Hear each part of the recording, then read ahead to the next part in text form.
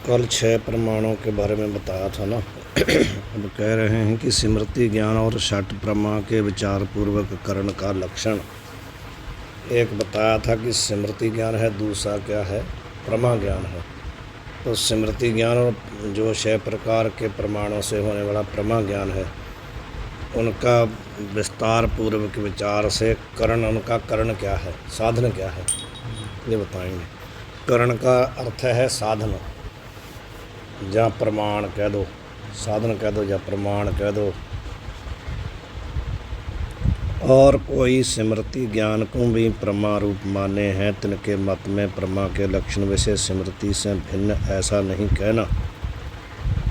जो लोग स्मृति को भी प्रमा ज्ञान मानते हैं ना, और पीछे लक्षण ये किया था कि स्मृति से भिन्न हो, अबाधित विषय, अबाधित को विषय करने वाला जो ज्ञान है वो प्रमा है। स्मृति से भिन्न कहा था ना, तो जो स्मृति को ही मानते हैं प्रमा ज्ञान, उनके मत में कहते ये नहीं कह सकते स्मृति से भिन्न। जब स्मृति से भिन्न कह देंगे तो जो स्मृति को ज्ञान मानते हैं, प्रमा मानते हैं, उनके मत में लक्षण घटेगा नहीं ना। किंतु अबाधित अर्थ को विषय करने वाला जो ज्ञान है सो प्रमा कहिए, इतना लक्षण करना पड़ेगा। अबाधित ज्ञान को विषय करने वाला, जो अबाधित अर्थ को विषय करने वाला जो ज्ञान है वो प्रमा है, इतना लक्षण करना पड़ेगा।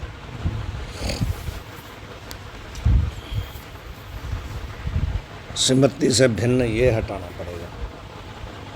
ये सब तर्क संग्रह में आया है, वहीं से दिया है सब।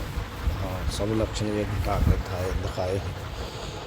तर्क संग्रह भी शुरू करेंगे कभी।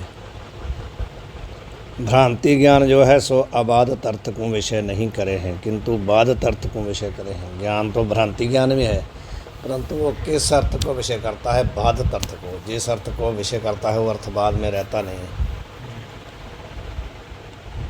यहाँ ते प्रमा का लक्षण भ्रांति ज्ञान में नहीं जावे है।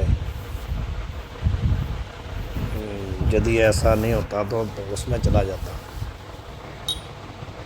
जिनों के मत में स्मृति ज्ञान विषय भी प्रमा व्यवहार है, तिनके मत में स्मृति ज्ञान अंतःकरण की वृत्ति है। कल भी बताया था ना कि जो अविद्या की वृत्ति है उसको कौन प्रकाशित करता है, साक्षी। जो अंतःकरण की वृत्ति है उसको कौन प्रकाशित करता है, प्रमाता। तो ये कह रहे हैं कि जिनके मत में स्मृति ज्ञान जो है ना, उस प्रमा है ना, उनके मत में स्मृति ज्ञान कौन है, अंतःकरण की वृत्ति है। प्रमाता को होने वाला ज्ञान प्रमा है ना। तो जिनके मत में स्मृति ज्ञान प्रमा है, वो प्रमा मानते हैं, उनके मत में स्मृति ज्ञान है, अंतःकरण की वृत्ति है, अविद्या की वृत्ति नहीं, और साक्षी के आश्रित भी नहीं। अविद्या की वृत्ति जो है वो किसके आश्रित होती है, साक्षी के। अंतःकरण की वृत्ति साभास अंतःकरण के आश्रित होती है, किंतु प्रमाता के आश्रित है कौन, अंतःकरण की वृत्ति। काहे ते अंतःकरण की वृत्ति का आश्रय प्रमाता ही बने हैं, साक्षी बने नहीं, साक्षी नहीं बनता। इस रीति से स्मृति ज्ञान किसी के मत में तो अंतःकरण की वृत्ति है, यहाँ ते प्रमा रूप है, और किसी के मत में विद्या की वृत्ति है, यहाँ ते प्रमा रूप नहीं है। तो स्मृति ज्ञान किसी के मत में प्रमा है, किसी के मत में प्रमा नहीं है। भ्रांति ज्ञान और संशय ज्ञान ये दोनों सर्व के मत में अविद्या की वृत्ति है। इसमें कोई किसी प्रकार का द्वैत नहीं है। किसमें, भ्रांति ज्ञान में और संशय ज्ञान में। यह सबके मत में क्या है, अविद्या की वृत्ति है। अविद्या ही संशय रूप हुई है, अविद्या ही भ्रांति रूप हुई है। साक्षी के आश्रित है।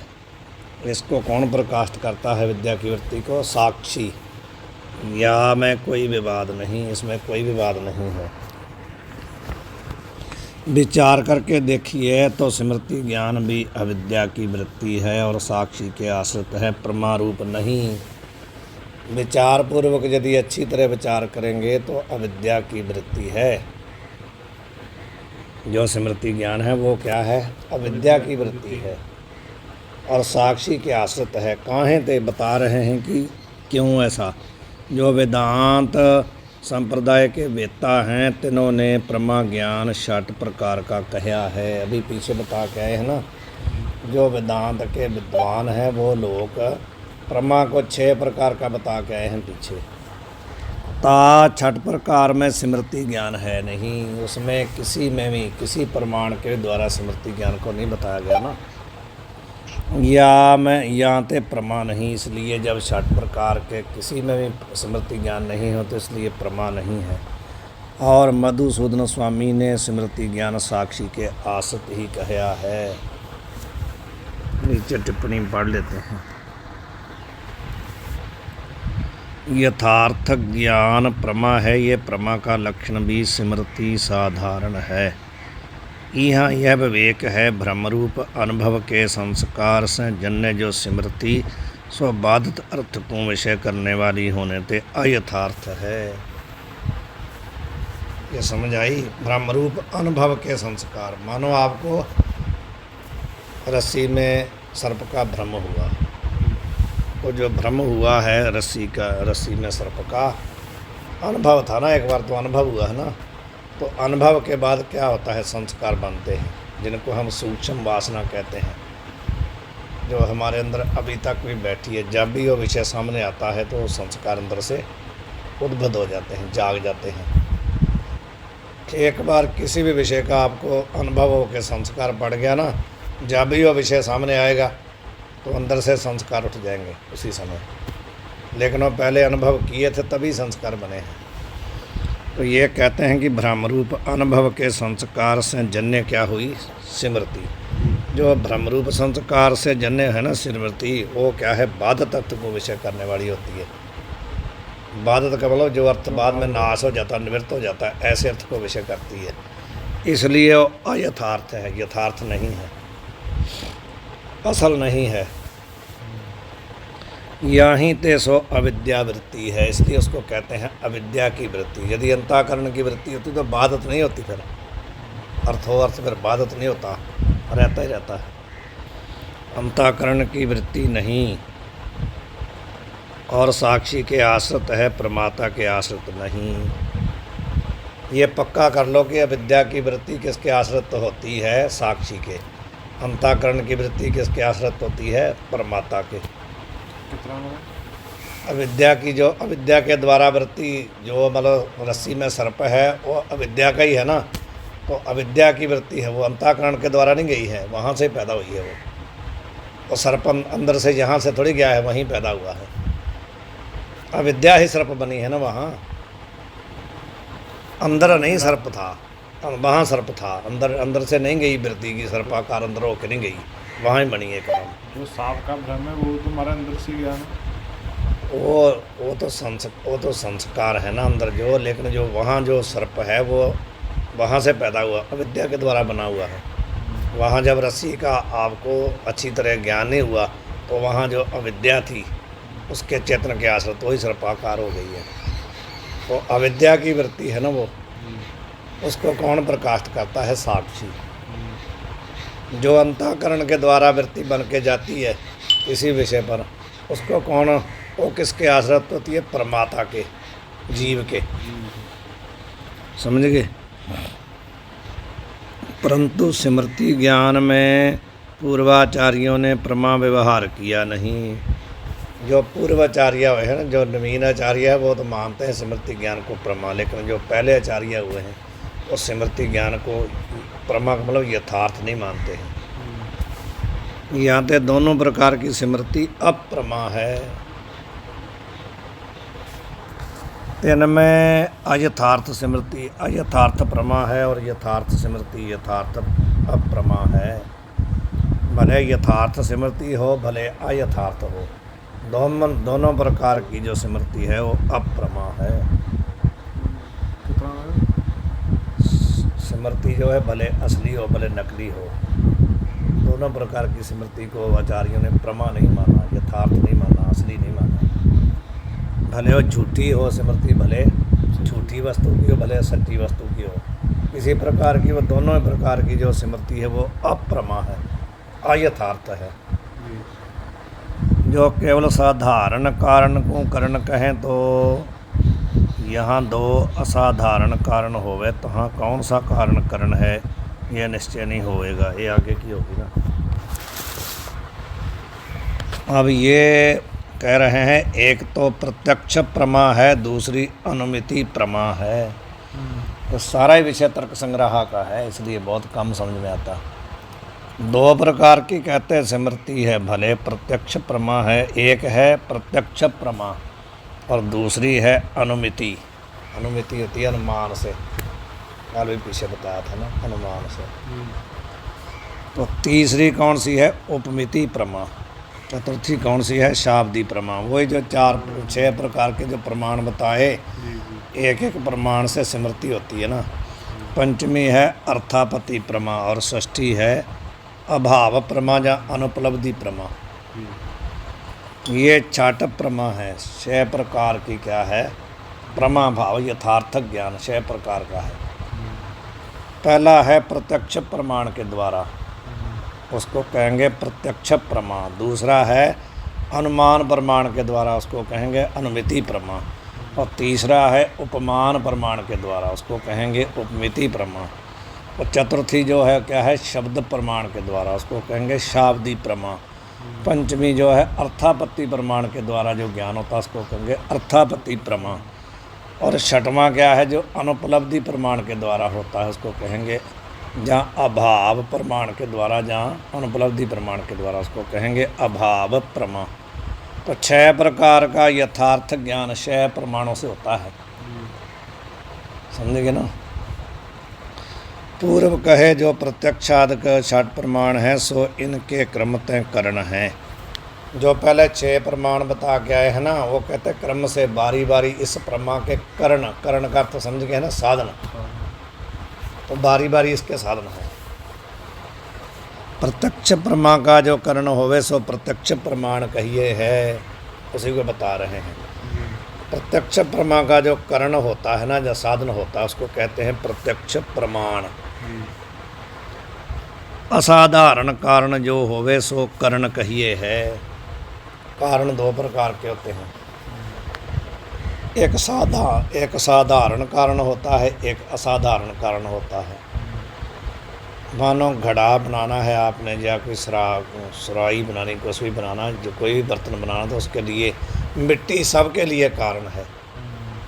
मिट्टी क्या है? साधारण कारण है कि नहीं, सबके लिए। लेकिन जो कुलाल है, कुलाल का अर्थ समझते हैं? कुम्हार। जो कुम्हार है वो साधारण कारण नहीं है, असाधारण कारण है, विशेष है ना। वो मिट्टी वर्गा नहीं है। बांधे तो द्वारा ही है। नहीं, बांधे तो उसी के है, लेकिन लेकिन वो दूसरी किसी धातु के भी बर्तन बना सकता है कि नहीं। जरूरी नहीं भी मिट्टी के बनाएगा वो, और भी काम करता है ना, केवल यही नहीं करता वो। बर्तन नहीं बनाता, और भी तो काम कर लेता है ना वो। लेकिन मतलब जैसे ये घाट है, सुरुई है, बनाता है इनको, लेकिन और काम भी वो कर लेता है ना। इनके लिए तो कारण है ही है वो। मिट्टी की तरह मानो बर्तन बनाने के लिए तो कारण है, लेकिन और कोई काम भी तो कर सकता है कि नहीं। साधारण कारण नहीं ना वो। मिट्टी तो केवल मिट्टी साधारण कारण, उसके द्वारा बर्तन ही बनने हैं, और कुछ बनना नहीं है। लेकिन कुलाल जो कुम्हार है वो कुछ और भी बना सकता है। बर्तन के बगैर और भी काम करके कोई और भी काम कर सकता है ना। इसलिए साधारण कारण नहीं है। उसको छोड़ दो, चलो कुम्हार को ही छोड़ दो। दंड है, डंडा उसके बीच में लेकर के घुमाते हैं ना, डंडा उसके लिए कारण है, जहाँ और भी कोई काम कर सकता है डंडा। डंडे के लिए आप किसी को मार भी सकते हैं, डंडे से आप मिनती भी कर सकते हैं। तो इसलिए डंडा जो है असाधारण कारण है, साधारण नहीं है, सामान्य कारण नहीं है, विशेष कारण है, समझ गए। तो जो असाधारण कारण होता है ना, उसको कहते हैं करण, समझ गए। या मानो आपके धनुष धनुष्यबाण है, आपने धनुष जो है वो उस पर तीर चढ़ाया और आपके निशाने पर आपने लगा दिया। जो धनुष है वो भी उसको मारने का कारण है, लेकिन साधारण कारण है, असाधारण नहीं है। धनुष आपके हाथ में धनुष मारो तो मरेगा नहीं ना, वो धनुष सीधा मार दो उसके ऊपर, मर जाएगा? नहीं मरेगा। लेकिन तीर जो असाधारण कारण है, तीर लगे तो तुरंत मरेगा, समझ गए? असाधारण कारण हुआ ना उसको मारने का। कारण तो धनुष भी है, बिना धनुष के बाण चलेगा नहीं, लेकिन धनुष सीधा मार दो किसी को, मरेगा थोड़ी। यही मतलब है। तो वहाँ जो तीर है वो असाधारण कारण है, जो तीर चलाने वाला है या तीर है वो क्या है? साधारण कारण है। तो जो असाधारण कारण होता है उसको कहते हैं कर्ण। कर्ण का अर्थ है साधन। जी ये सब आपके अंदर दिमाग से निकल क्यों नहीं निकलनी चाहिए वस्तुएं, सब एकदम अंदर घुस जाए, बाहर ना निकले। इतना आप मतलब सावधान होने चाहिए कि एक बात अंदर चलेगी तो बाद में बाहर आए ना हो। जो सर्व कार्य का कारण होवे सो साधारण कारण कहिए है। आगे ना बात, जो सभी कार्यों के प्रति कारण होता है उसको कैसे हैं? साधारण कारण। उसमें टिप्पणी में हाँ, यही टिप्पणी बता रहे हैं। जो केवल असाधारण कारण को करण कहें, तो जहाँ दो असाधारण कारण हुए तहाँ कौन सा कारण करण है वह निश्चय नहीं होगा। कहते यदि आप कहते हो कि जो असाधारण कारण है उसी को कारण कहते, तो जहाँ पर दो असाधारण कारण हो वहाँ किसको आप बताओगे कि ये कारण है? वहाँ निश्चय नहीं कर पाएंगे। यहाँ तो दोनों कर्ण में से एक को व्यवहार रूप मान के अवशेष रहा जो दूसरा कारण, सो व्यापार वाला असाधारण कारण कहिए है। ये भी बात वहाँ से लाए हैं, तर्क संग्रह से, वहीं से लाए हैं। कहते हैं जहाँ पर दो हो वहाँ क्या करेंगे? दोनों में से एक को व्यापार रूप मान के और दूसरे को व्यापार वाला मान के। एक तो व्यापार रूप है, दूसरा व्यापार वाला है। समझ आए हैं ना? एक व्यापार रूप, एक व्यापार वाला। जो कार्य को किसी द्वारा उपजावे सो व्यापार वाला कारण कहिए है। उसी को बता रहे हैं। व्यापार वाला कौन है, व्यापार रूप कौन है, इसके तरफ ध्यान दो आप, और कहीं ध्यान मत दो, बिल्कुल इसी में रखो ध्यान। जो कार्य को किसी के द्वारा उत्पन्न करता है उसको क्या कहते हैं? व्यापार वाला। सोई कर्ण है, जो व्यापार वाला है उसको कहते हैं कर्ण। जो व्यापार रूप है ना उसको कर्ण नहीं कहते हैं। जैसे अब बता रहे हैं, जैसे कपाल जो है सो संयोग द्वारा घट को उपजावे हैं। कपाल समझते हैं? दो जो ठीकरे होते हैं अलग अलग, वो जो दो ठीकरे हैं वो क्या कहें? जब आपस में जुड़ेंगे तो घड़ा बनेगा कि नहीं? तो कहते हैं जो कपाल हैं वो क्या कहते हैं? संयोग के द्वारा घट को उत्पन्न कर रहे हैं। संयोग करेंगे तो घट उत्पन्न होएगा। तो कपाल क्या हो गए? असाधारण कारण में से वो हो गए व्यापार वाले। संयोग भी कारण है कि नहीं? बिना संयोग के तो घड़ा बनेगा नहीं। लेकिन संयोग जो है वो क्या है? व्यापार रूप है। कपाल क्या है? व्यापार वाले हैं, वो संयोग कर रहे हैं, संयोग के द्वारा घट को उत्पन्न कर रहे हैं। तो व्यापार वाला जो है ना वो होता है कर्ण। यही बताया। यहाँ पे कपाल घट का व्यापार वाला कारण है, सो ही घट का कर्ण भी है। जो कार्य को किसी द्वारा उपजावे नहीं किंतु साक्षात उपजावे सो केवल कारण है। जैसे संयोग, उसने किसी के द्वारा नहीं उत्पन्न किया, संयोग हुआ तो घट पैदा हो गया, इसलिए वो क्या हुआ? व्यापार रूप हुआ ना। वो कारण नहीं बनेगा, वो कारण है। अब इस बात को जो आदमी समझ जाएगा वो जब अर्थ करेगा कर्ण कारण प्रवेक है तो बताएगा ना भी कर्ण किसको कहते हैं, कारण किसको कहते हैं। आपने बताना हो तो आप कैसे बताएंगे वहाँ पर?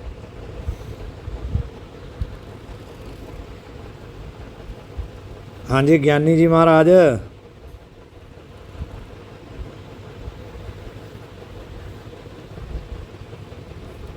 जीवनपाल सिंह जी। वाहिगुरु जी का खालसा वाहिगुरु जी की फतेह। हाँ, मैं पूछ रहा हूँ कि जैसे इन्होंने कर्ण और कारण का अलग अलग विवेचन किया, यदि हम इसको घटा के करण कारण प्रभ एक है कहेंगे तो हम वहाँ कैसे विवेचन करेंगे? करण किसको बताएंगे, कारण किसको बताएंगे? वहाँ परमात्मा को करण भी बताना है, कारण भी बताना है, तो कैसे बताएंगे? व्यापार रूप भी बताना है, व्यापार वाला भी बताना, दोनों एक ही में घटाने हैं परमात्मा में। तो माया को कारण बताएंगे तो हाँ जी, माया भी हमारे कारण दसांगे किस प्रकार? मगर हमारे वो जो संजोग हुआ तो हमारे फिर ही संसार पैदा होया ना। नहीं, बात वो नहीं, घटेगा कैसे किसी को बताएंगे? तो ऐसे तो करने से तो कुछ नहीं होगा ना। किसी जो सामने बैठे लोग हैं उनको कैसे उनके अंदर घटेगा भी हाँ ये इसको जब आप इसको पढ़ लोगे ना अच्छी तरह अंदर घटा लोगे तो वो पंक्ति लग जाएगी। ये अच्छी तरह इसको इसलिए कहते हैं भाई एक एक बात जो है गुरबाणी में घटेगी आपको। 6 प्रमाण याद करेंगे तो आपको कहीं भी कारण पर बोलना है तो आप 6 के 6 ही बोल सकते हैं। ये कारण सासंग जी 6 प्रकार का होता है, 6 प्रकार के कारण से ज्ञान होता है, एक ही कारण से ज्ञान नहीं होता है। 6 कारण हैं ज्ञान के, 6 साधन हैं, 6 प्रमाण हैं, तो अकेले अकेले को बताना पड़ेगा आपको उदाहरण के सहित। तो ये चलो ठीक है, ये कहते हैं जो सर्व कार्य का कारण है सो साधारण कारण कहिए हैं। हमारे दाद देना अब छोड़ो, अब आप नहीं कुछ करोगे तो हम ही सब बताते जाएंगे तो फिर थोड़ी होगा। दाद दो हमारा पहले चक्कर पहले आप थोड़ा लगाइए तो सही, नहीं लगेगा तो फिर कर लेंगे। जो कारण है कहा कि जो किसी के द्वारा किसी कार्य को उत्पन्न करता है उसको बोलते हैं कारण। जो किसी के द्वारा किसी को उत्पन्न नहीं करता, सीधा करता है, उसको बोलते हैं कारण। साधारण कारण, असाधारण कर्ण बोलते हैं जो किसी के द्वारा उत्पन्न करता है। तो परमात्मा ने क्या किया? संसार पैदा किया, सीधा किया क्या? सीधा तो करता ही कुछ नहीं है। किसके द्वारा किया? माया के द्वारा। तो कौन हुआ? परमात्मा हुआ क्या? कारण। तो कारण कौन हुआ? माया। लेकिन वहाँ जो नहीं जानता वो क्या करेगा? परमात्मा कारण है, कारण है, तो कैसे समझेगा कोई? जिसको वहाँ पर पता है उसको पता है कि कारण परमात्मा है, कारण क्या है? माया है। तो संसार का कारण परमात्मा नहीं है, संसार का कारण कौन है? माया। समझ गए? महाराज जी सभी कारणों में अति आवश्यक को ही माने हम लोग असाधारण कारण मानते हैं ना न्याय में। हाँ, न्याय से तो लाए हैं। वहाँ पर जो पदकृत किया है ना, पदकृत को जहाँ हिंदी में समझा रहे हैं जी। बस 2 प्रकार के बताए ना, एक तो करण है, दूसरा कारण है। कहते हैं कि कारण कौन है, करण कौन है? जो किसी के द्वारा कार्य को उत्पन्न करता है उसको बोलते हैं करण। जैसे इन्होंने बताया कि 2 कपाल हैं, उनसे आपने घट बनाना है, तो कपाल जो है सीधा घट नहीं बना सकते जब तक संयोग नहीं होता। तो संयोग जब हुआ तो कपाल बन गया, तो कपाल घट बन गया। तो कपाल ने क्या किया? संयोग के द्वारा घट उत्पन्न किया, इसलिए कपाल क्या है? करण है घट के। और संयोग क्या है? उसने किसी के द्वारा घट नहीं उत्पन्न किया, संयोग हुआ तो सीधा घट पैदा हो गया। तो संयोग क्या हुआ? कारण। कपाल क्या हुए? करण। जो हमारे यहाँ पे माया और परमात्मा का जो जब माया और परमात्मा ब्रह्म का और जब ब्रह्म का माया का संयोग हुआ, जो हमारा संयोग है उसको क्या कहेंगे? वो कारण में ही आएगा संयोग भी। नहीं, संयोग तो कारण है। माया और संयोग दोनों कारण में आएंगे ना। हाँ, दोनों आएंगे। परमात्मा जो है वो क्या है? करण है। और माया या माया का उसके साथ संयोग क्या संबंध, उसको बोलेंगे कारण। यहाँ पर संयोग नहीं माना जाता, जहाँ संबंध माना जाता है। तो महाराज जी जो आपने बोला असाधारण कारण, वो तो अन्य अन्य कारणों में एक विशेष कारण कोई असाधारण कारण। हाँ, वही मैंने बताया ना। जैसे घट बनाने में दंड क्या है या कुलाल क्या है? यह असाधारण कारण। असाधारण कारण है दंड और कुलाल। या संसार में जितनी वस्तुएं हैं उनका साधारण कारण कौन है? काल। किसी काल में कोई वस्तु बनती है कि नहीं? काल क्या है? सबके लिए साधारण कारण है कि नहीं? काल जी, समा सबके लिए समय, जी, जो समय है वो सबका साधारण कारण है, लेकिन जो जिनके द्वारा कोई वस्तु बनती है वो उसके हो गया असाधारण कारण। तो इसी प्रकार परमार्थ में ब्रह्म और माया में घटाना संसार में, संसार कार्य है। किसका कार्य है? माया का कार्य है। तो माया क्या है? कारण है। परमात्मा क्या है? कारण है। चलो जी, जैसे धर्म अधर्म आदि सर्व कार्य के कारण हैं, जाते साधारण कारण है, बता ही दिया। धर्म और अधर्म क्या है? अधर्म, अधर्म भाव पाप, सर्व कार्य का कारण है कि नहीं? जाते साधारण कारण है। सर्व कार्य का कारण ना होवे किंतु किसी कार्य का कारण होवे सो असाधारण कारण है। जैसे दंड, मैं आपको पहले बताया है, जैसे दंड जो है सो सर्व कार्य का कारण नहीं किंतु घटादि जो कार्य विशेष हैं तिनका कारण है। जाते दंड असाधारण कारण है। धर्म धर्म आदि जो है वो सबके प्रति कारण है, इसलिए वो क्या है? साधारण कारण है। जो जैसे दंड है वो विशेष है घट के लिए, घट बनाने के लिए, इसलिए वो असाधारण कारण है। और घट का कर्ण भी कहिए हैं। असाधारण जो कारण है वही क्या है? कर्ण है। बता क्या है? तैसे, अब यहाँ पर आओ। तैसे, जैसे का अर्थ होता है यथा, दृष्टांत। तैसे होता है दृष्टांत। प्रत्यक्ष प्रमा के ईश्वर और ता की इच्छा से आदि लेके तो साधारण कारण है। काहें थे? प्रत्यक्ष प्रमा के कारण कौन कौन है? असाधारण और साधारण कारण कौन है? प्रमा का ईश्वर और ईश्वर की इच्छा।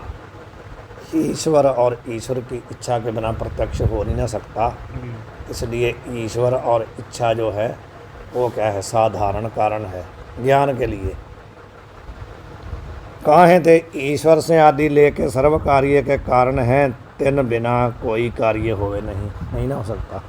यहाँ ते ईश्वर आदि के साधारण कारण है। नेत्र से आदि लेके जो इंद्रिय हैं सो प्रत्यक्ष प्रमा के असाधारण कारण है। समझ आई ना? नेत्र से केवल रूप का ही प्रत्यक्ष होता है और किसी का नहीं होता।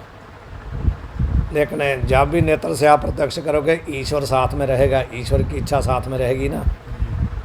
ईश्वर के द्वारा आप रूप को भी देखेंगे, ईश्वर के द्वारा आप शब्द को भी सुनेंगे, ईश्वर के द्वारा आप स्पर्श भी करेंगे। तो जो इंद्रिय हैं वो एक एक काम करते हैं, ईश्वर सबके हाथ है, इसलिए ईश्वर क्या है? साधारण कारण है। और इंद्रिय जो हैं असाधारण कारण है, क्योंकि एक एक विषय को विषय करते हैं। जानते हैं नेत्रादि के जो इंद्रिय हैं सो प्रत्यक्ष प्रमा के कर्ण हैं। इस रीति से नेत्रादि तो जो इंद्रिय हैं सो प्रत्यक्ष प्रमाण कहिए हैं। ये बता दिया। अब आगे प्रमाता, प्रमाण, प्रमिति और प्रमेय चेतन सबको बताएंगे। 4 प्रकार का चेतन बताएंगे। वाहिगुरु जी का खालसा, वाहिगुरु जी की फतेह। अभी ये हमारा प्रत्यक्ष का ही हुआ ना? हाँ, अभी प्रत्यक्ष प्रमाण बताया, बाकी 6 प्रमाण आपने घटा लेने हैं इसी तरह घटा लेना। उन्हीं के भी मतलब एक कारण और असाधारण उसमें भी एक घटा लेना आपने ना सब। हाँ, सब में आप घटा लेना। पहले आपको 6 प्रमाण याद हों तभी बनेगी बात कि कौन सा प्रमाण क्या है, उसके आगे फिर उससे ज्ञान कैसे होता है, तो फिर उसके बाद ये घट जाएगा। यानी जो हमारे इंद्रिय हैं ये क्या है? इंद्रिय हैं प्रत्यक्ष प्रमाण।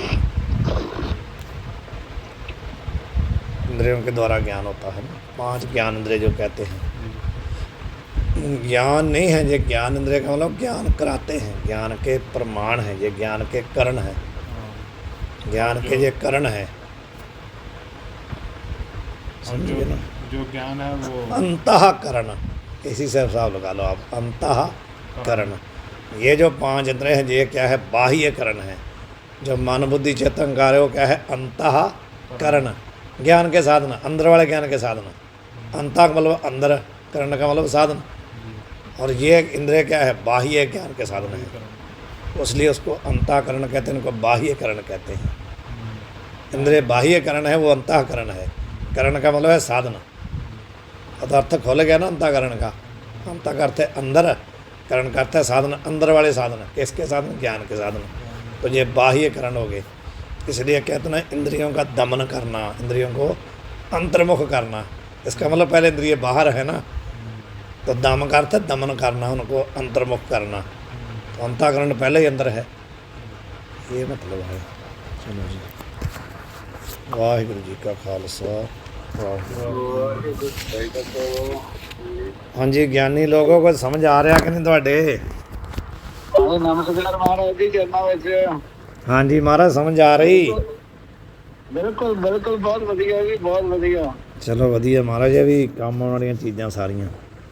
ਨਹੀਂ, ਬਹੁਤ ਵਧੀਆ ਸਮਝ ਆਉਂਦਾ ਜੀ। ਆਪਣੇ ਵਾਸਤੇ ਵੀ ਤੇ ਦੂਸਰਿਆਂ ਵਾਸਤੇ ਵੀ। ਇਹ ਨਹੀਂ ਕਿ ਦੂਸਰਿਆਂ ਵਾਸਤੇ, ਪਹਿਲਾਂ ਤੇ ਆਪਣੇ ਵਾਸਤੇ ਆ ਖਾਸ। ਹਾਂਜੀ ਹਾਂਜੀ, ਬਿਲਕੁਲ ਬਿਲਕੁਲ। ਆਪਣਾ ਚਿੰਤਨ ਕਰਨ ਵਾਸਤੇ। ਹਾਂਜੀ ਹਾਂਜੀ।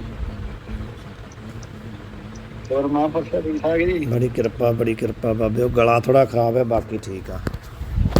ਗਲਾ ਸਾਰੇ ਨਹੀਂ ਜਾਂਦਾ ਹੈ। ਹਾਂਜੀ ਹਾਂਜੀ, ਵੈਸੇ ਠੀਕ ਆ। ਚਲੋ ਕਰੀਏ ਸੰਥਿਆ।